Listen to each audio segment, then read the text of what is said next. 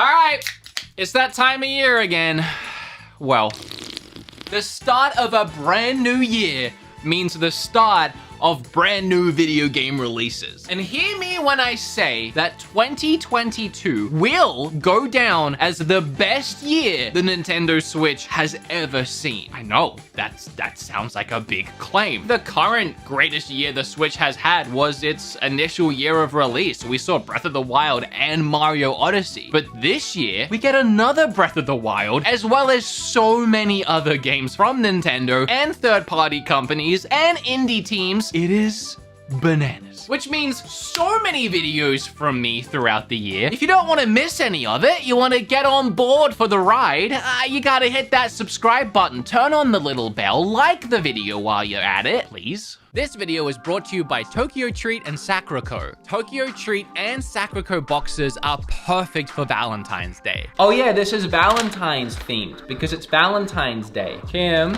I got you a Valentine's Day present. Yeah, sounds about right. These boxes are very different in their themes. Tokyo Treat is more for people into the popular Japanese snacks, like who doesn't love a Japan exclusive Kit Kat or a nice cup of ramen? A croissant with chocolate in it? You love those. Okay, you can have half. You know what? It's gonna be so much better, trust me. Tell me I'm wrong. Tell me I'm wrong, I'll look you in the eyes and call you a liar. But Sakurako is very different because it's full of traditional Japanese snacks made by some of Japan's local artisan snack makers. Like, there's a bunch of teas in here and then like biscuits and a Danish that pairs really well with those teas. You know what I bet? This biscuit, shortbread by the way, delicious, goes with the tea. Yeah, nice to meet you, let's have a tea. It's a tea and biscuit box. Oh, that's I'm nice. Australian/British, I love tea and biscuits. Whichever box you choose, every month is a different theme and full of different snacks. Obviously, this month is Valentine's theme because Valentine's Day is coming up. And if you're afraid of opening the box and having no clue what any of it is, don't worry, because there's a booklet inside the box which explains every snack included. Oh, we got popcorn. What flavor is that? Lettuce flavor. Mike popcorn shrimp salt. It's actually pretty good. Wanna try? So whichever box you want, go to the description and you'll find a link. If you're grabbing the Tokyo Treat box, you can use code KitKat22 to get a bonus Kit Kat with your first box. Or if you're grabbing the Sakurako box, you can use code TIGER to get a bonus Japanese home goodie with your first box. These promotions are only available for the rest of this month though, so you gotta be quick. So starting with the games with release dates, the first one, you already know, Pokemon Arceus.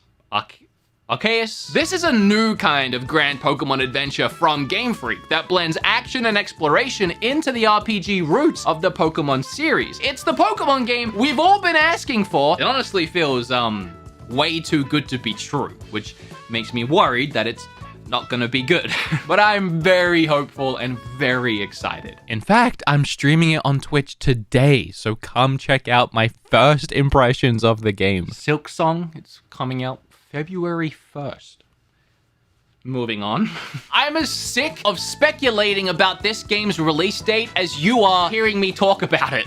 Late last year, there were some rumors about this game dropping on February 1st, which is why it's second on today's video. That's the only reason I put it here. I don't think it's happening Feb 1st. I think we would have heard about that by now. I fully believe this game is releasing this year. Or not at all. I swear the rest of these games are more solid than that one. Life is Strange Remastered Collection. The Remastered Collection features the first game and its prequel, Life is Strange Before the Storm. With remastered visuals and animations, it's set to breathe new life into the great cast of characters and gripping stories. I loved the first game. The second one, I could take it or leave it. Dying Light 2 drops on February 4th. As we move into the futuristic year of 2022, we're probably gonna see a lot more games released via cloud streaming. Dying Light 2 is the next cloud gaming experience. I recently fell in love with the first Dying Light on Switch, which runs perfectly locally on the console, but I can totally see how cramming the sequel onto this system would just not have been possible. So hopefully it's playable travel in this futuristic way. We really are in the future. Did you know George Jetson was born in 2022? I mean, born, but think about that. Ollie World. Just so you know, this is actually the third entry into a long-running, critically acclaimed series that started on the PlayStation Vita in 2014. Ugh.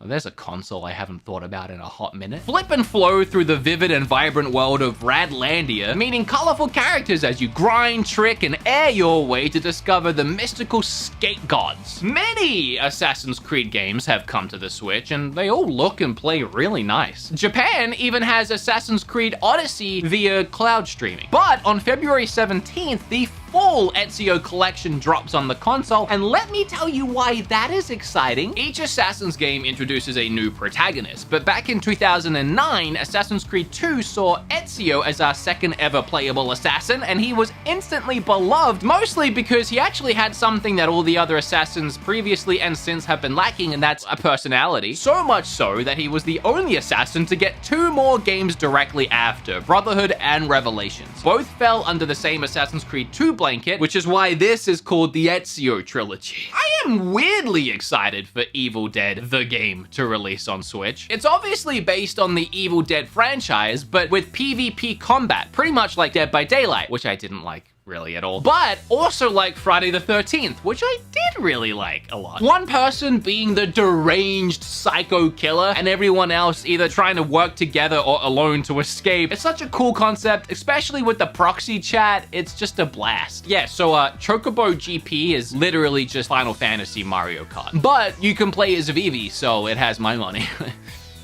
I have not seen enough people get excited for the .hack//G.U Recode Remaster. What a confusing title. It's releasing March 11th, and I am a little confused by this series in general because there was a series on PlayStation 2 called .hack. It's not those. It's the .hack//G.U.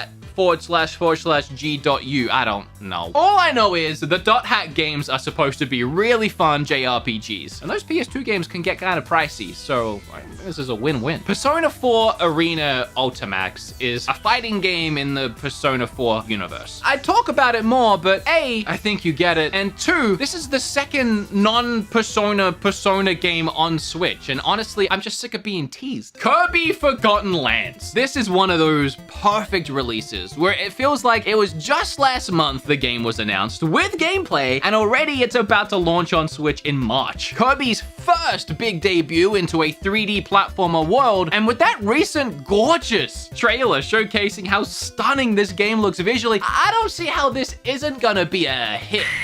Better edit something in there, otherwise that's just gonna be cringe. Marvel Midnight Suns. I feel like even just a few years ago, the tactics genre of video games had seemed to have all but died out. And I was sad about that at the time, but recently it seems like that genre has exploded to the point where I'm getting kind of sick of it. Be careful what you wish for. Midnight Suns is a tactical RPG set in the darker side of the Marvel universe. So think Marvel Ultimate Alliance, but dark and tactical. House of the Dead remake comes to the Switch April 14th. It's the original 1997 arcade on-rails shooter hit, but with modern graphics and controls. Sick. Rune Factory!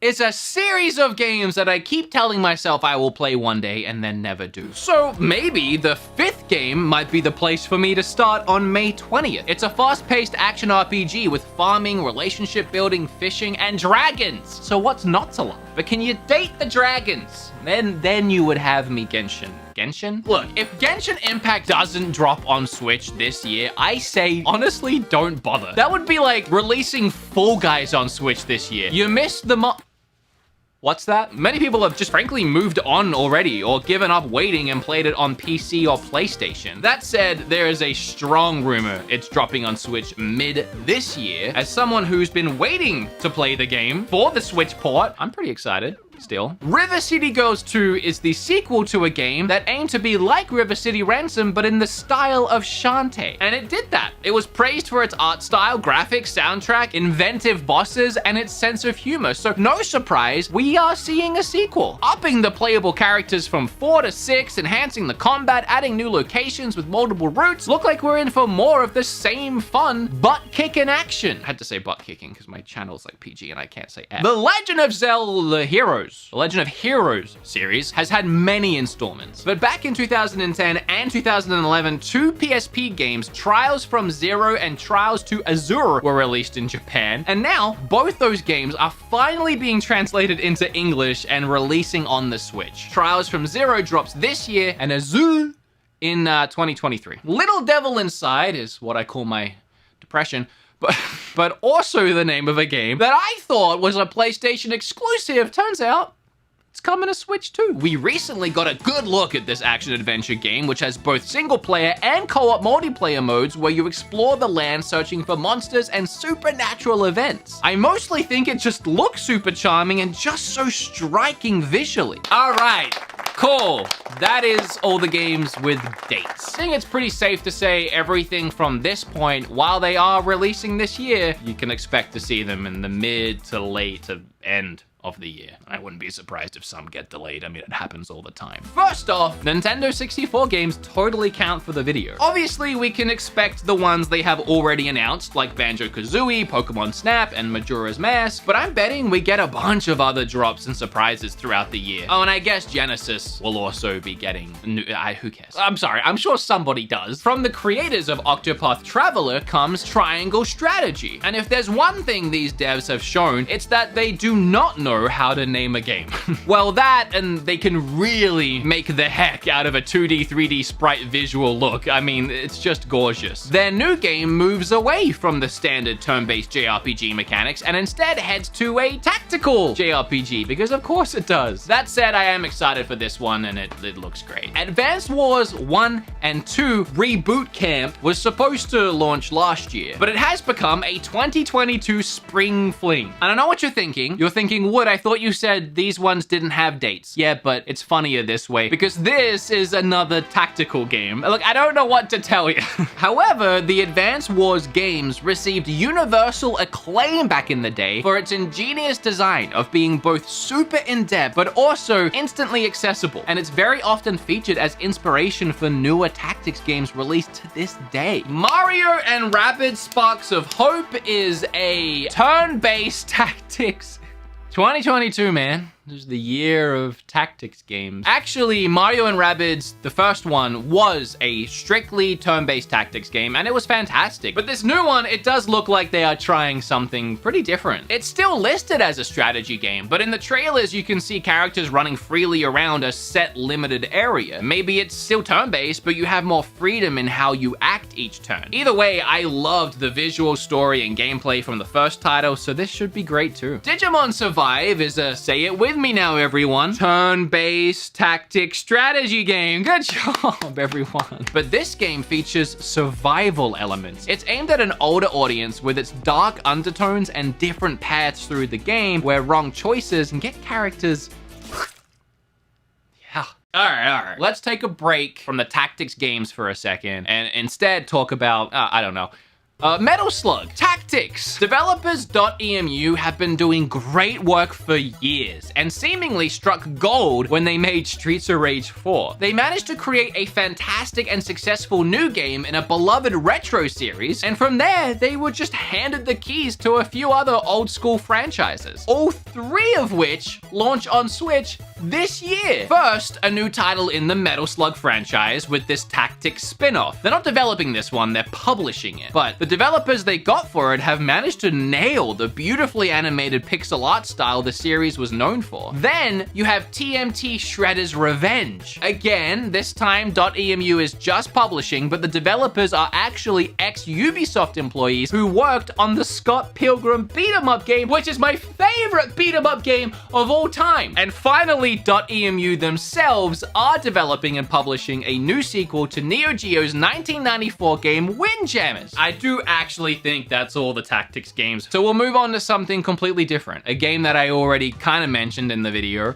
Fall Guys. Is anyone still waiting for this to come to Switch? I mean, who's still playing Fall Guys? I really mean no offense here. It's just the same thing with Genshin Impact. The game is great. I just feel like you missed the boat a little bit, I feel like. Tomb Raider is finally launching on the Switch. No, it's not the new rebooted franchise they have going. That would be cool. It's not even the original PlayStation 1 trilogy. No, it's Lara Croft and the Guardian of Light, as well as its sequel, Lara Croft and the Temple of Osiris. Yes, I had to read those. I didn't know what they were. They're very arcadey games, played from a top-down isometric view, like the Diablo series. Maybe if these do well, we'll get some actual Tomb Raider happening on Switch. Okay, let's just knock out the other two cloud-based games coming this year for Switch. First, we have Kingdom Hearts, like all of it. We're talking 10 freaking Kingdom Hearts games. You'll be able to buy it all in one go by grabbing the Integrum Masterpiece Collection. Remember, it's all being streamed though. Then we have Plague Tale Requiem, a sequel to Plague Tale, which is also streaming on the Switch currently. And look, I love the first game immensely. It is severely underrated, and I encourage you all to play it any way you can. But for me, I am 1000% playing the sequel on my Xbox Series X, just like I did with the original. The stunning, crisp visuals and thrilling gameplay just needs to be appreciated the right way. It's just not the same experience at all.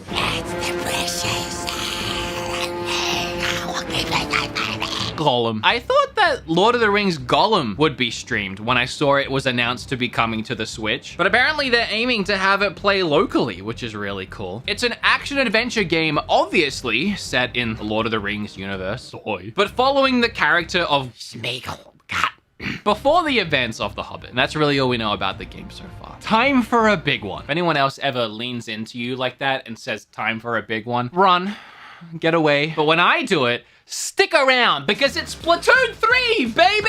It launches this year, and I'm very excited for this new installment. So, Splatoon 1, it was all about the multiplayer action. Splatoon 2, it introduced a solo mode, but it was more focused again on refining the multiplayer and perfecting it, and it did. It was great. Splatoon 3 looks to be the best of both worlds, with a heavy emphasis on the single-player post-apocalyptic world that I am hoping is as story-driven as it seems, and I'm really excited for this to be the definitive and most content-packed Splatoon yet. For the sake of time, I'm gonna do a sizzle reel really quick for a bunch of indies that I am, and you should be, very excited for. Card Shark is a roguelike card-based game with real card manipulation techniques. Neon White actually looks really cool. It's a fast-paced first-person action platformer, but it also uses a card-based system for your attacks. Oxenfree 2 is set 5 years after the events of the first game, and if you haven't played the first game, do it. It's created by Adam Hines, who worked on The Wolf Among Us, and is influenced by stories like Stand By Me. Bear and Breakfast is a laid-back management adventure where you play as a bear trying to run a B&B, and what more do you need to know? I've never played Pillars of Eternity, but the sequel is coming to Switch this year, and to me, it looks like Diablo, but when I say that,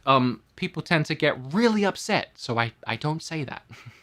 Outer Wilds, not to be confused with Outer Worlds, is an open world mystery about a solar system trapped in an endless time loop. And finally in our sizzle reel, Sports Story. The long-awaited sequel to Golf Story featuring dungeons, espionage, mini-games, buried treasure, and they swear golf is actually in there somewhere around all the fun. Sonic Breath of the Wild is an open world platform game and the first of its kind for the Sonic franchise. You explore the world of Starfall Islands. The developers and the writers of the game have said that the game's open world design can be compared to Breath of the Wild. But that said, I hope they have a lot in place to separate this game from just being a Sonic skin swap Breath of the Wild mod, although that does sound pretty fun. Temtem takes the idea of Pokemon and, well, just kind of does it again. It's Pokemon, but it throws it into an MMORPG setting. It's been in early access for a long time. Last I played it, it had a long way to go as a concept. It's been a long time since then though, and the full release is set for this year, and I will absolutely be giving it another chance. Okay, so Lego Star Wars The Skywalker Saga. It's a complete remake of the prequel and original trilogy games that they had already made, as well as the Force Awakens game. This is where I get a little confused. I don't think they're remaking that because it literally just released, but they never made Last Jedi and Rise of Skywalker, so I'm assuming that there'll be 2 new games in here as well as the last game and then remakes of 6 other games. This sounds really cool, honestly. Bomb Rush Cyberpunk is a spiritual successor to Jet Set Radio, Nintendo. Dance, paint, trick, and face off with the cops in this stylish adventure game filled with a great futuristic soundtrack. Okay, so how Blizzard is handling Overwatch 2 is kind of confusing. I think I get it. I mean, essentially, there is a full sequel coming, which will be sold separately with all new heroes, maps, and competitive game modes, but all of that will also exist within the original game. So it's more of a massive DLC patch. Like, you have to pay for it, but if you have the original game, it just kind of like all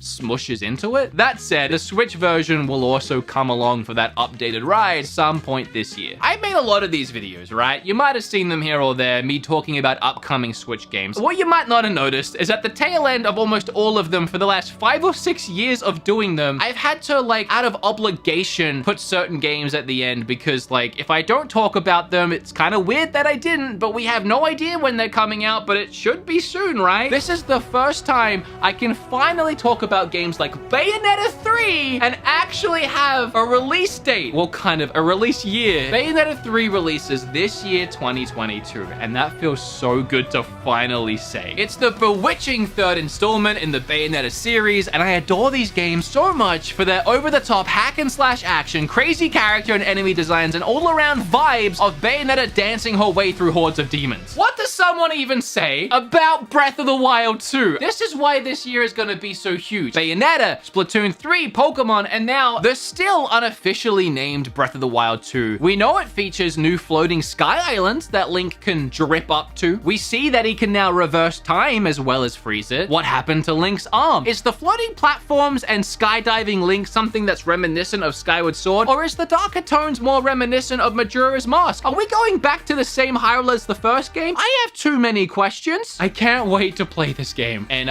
when it releases, if you don't see a video from me for a month, don't have to check on me. You know what I'm doing. All right, we have a few more games. They're all curveballs. So I had no idea this was a thing. Looking on Wikipedia for upcoming Switch games, making sure I didn't miss anything, I see this. Apparently, just weeks after the film released, the Pokemon Company themselves announced in a press conference that Detective Pikachu 2 was being developed for Switch.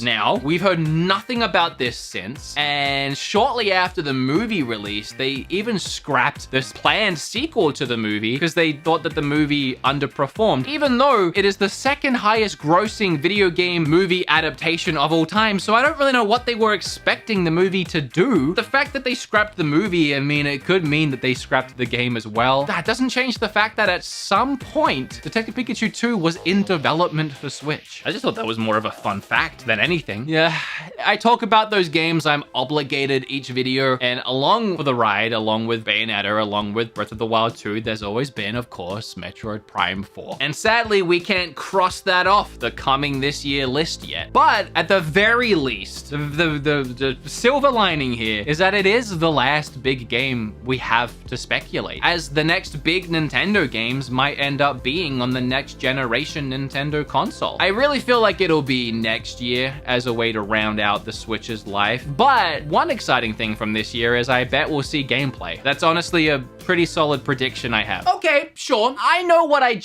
literally just said, but let me go back on that with Mario Kart 9. If you're wondering why I'm even talking about it, it's because there have been a ton of strong rumors that this game is currently in development. But I don't think it takes a brainiac to figure out that, yeah, more than likely. Mario Kart 8 Deluxe is the best-selling Switch game to date, and yet it's a Wii U port. The Switch has still not seen its own Mario Kart game. I could see this game dropping about middle of next year, maybe around summer. I could see us racing in summer. Probably before Metroid Prime 4 drops, I would say around fall, kind of like what Metroid Dread just did last fall. Those two games would be just a bittersweet wind down to the Switch's lifespan. And yeah, I don't know if you noticed, but we really are at that point. I think in 2024, we're gonna see the new console coming around, because if you think about it, there's nothing else left. Nintendo would have done all of its big IPs for Switch at that point. Maybe squeezing out a Mario Odyssey 2 to wrap it up, but I think what would make more sense is if the new Switch released in 2024 with Mario Odyssey 2 on launch day. Probably even on Switch and on the new console, replicating what Breath of the Wild did for the Switch on its launch with the Wii U. I don't want to get into a whole tangent about it. It just lines up far, far too perfectly. And that's the video. It really is at that point. This might be even the last upcoming games video I make for the Switch. Maybe. Nah, I'll do one the start of next year. If this video helped you in some way, like it, but also share it. Get it out there with the world. The other people need to know. Bye. Bye, Zach. Bye, Zach. You don't have to accept those kisses.